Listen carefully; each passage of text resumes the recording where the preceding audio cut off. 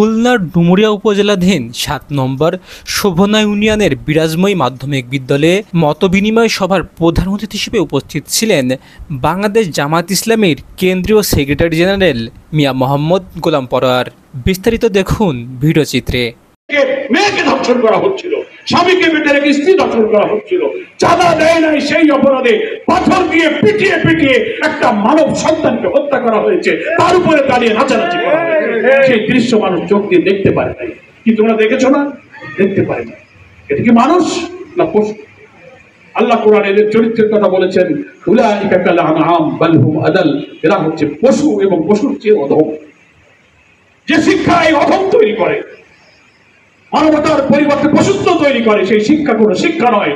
এই মেরুদণ্ড ভেঙে গেছে, এর শিরাগুলো ছিঁড়ে গেছে, তাই জাতি সভ্যতার চরিত্র অবাধ হয়ে গেছে, মানুষ তৈরি করতে পারছে।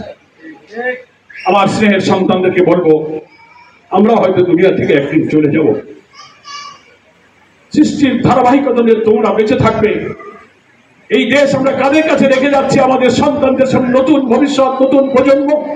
তোমরা এই জন্য এই দেশকে সভ্য বানাও, এখান থেকে যেন চাঁদাবাজ, নেশাখোর, ধর্ষণকারী, চোর, ডাকাত, মিথ্যাবাদী, লুটপাটকারী, ঘের দখল, ডিসিআর কাটবে, ভিন্ন ধর্মের লোককে নির্যাতন করে মিথ্যা মামলা দেবে, অন্যভাবে কারাগারে নিয়ে যাবে, মানুষকে কষ্ট দেবে, সেই সমাজ, সেই রাষ্ট্র, সেই বিচার ব্যবস্থা, সেই অর্থনীতি যেন বাংলাদেশে না থাকে, একটি নতুন মানবিক বাংলাদেশ যেন হয়, সেখানেই তোমরা নেতৃত্ব দেবে।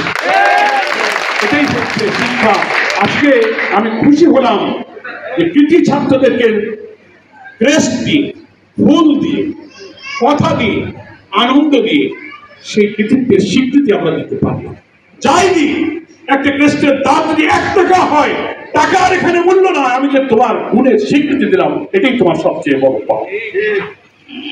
আমাকে মুগ্ধ করেছে ট্রাস্টের টাকা একজন অবসরপ্রাপ্ত শিক্ষক, স্কুলের একজন শিক্ষক অবসর পর 14 পরে আজকে 25, 10-11 বছর পরে কিছু অনুদান তিনি পেলেন।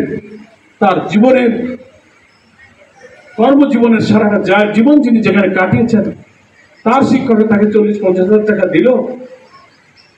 এই শিক্ষা তাকে কেমন মানুষ তৈরি করেছে, সেই টাকাটা তিনি গ্রহণ না করে তিনি দিয়ে দিলেন শিক্ষকদের, তিনি দিয়ে দিলেন আরেকটা ফান্ডে, কেউ দিয়ে দিলেন ফুল গাছ বানাতে।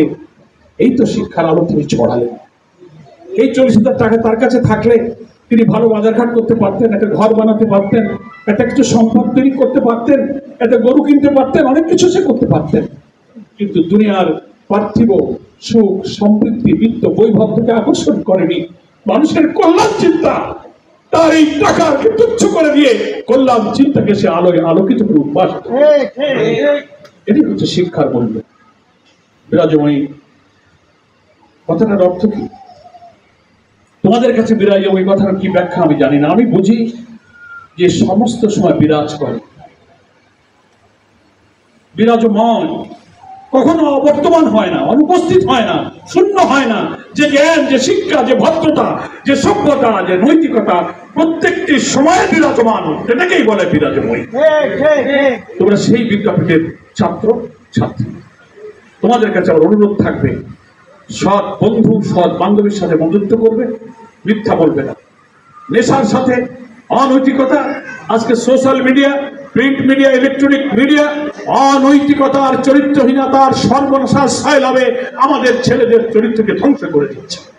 অশ্লীল ছবি, গান, বাজনা, হ্যাঁ, সভ্যতা সংস্কৃতির যা চরিত্র তৈরি করে, শিক্ষা দেয়, তা তুমি দেখো। কিন্তু যা মানুষের সভ্যতাকে নষ্ট করে, অশ্লীল ছবিগুলো দেশে দেশে দেখে দেখে ক্লাস 4, 5, 6, 7 এর ছেলেদের চরিত্রগুলো নষ্ট করে। অপসংস্কৃতির এই ধ্বংস জোয়ারকে থামাতে হবে। কারা থামাবে? তোমাদেরকে থামাতে। রাত জেগে জেগে মোবাইল দেখবে না, লেখাপড়ার প্রয়োজনে কম্পিউটার ব্রাউজ করতে যা তোমার চোখ পড়লে সেই চোখ তুমি দেখবে, শিক্ষার জন্য, জ্ঞানের জন্য দেখবে। কিন্তু আমি বুঝি না, শুধু জ্ঞানের জন্য কতজন মোবাইল চালায়।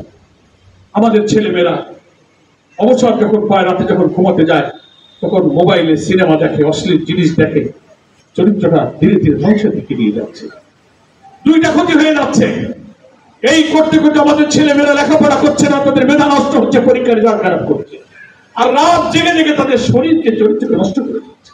ঘুম হয় না, ফলে শরীর নষ্ট, চরিত্র নষ্ট, মেধা নষ্ট।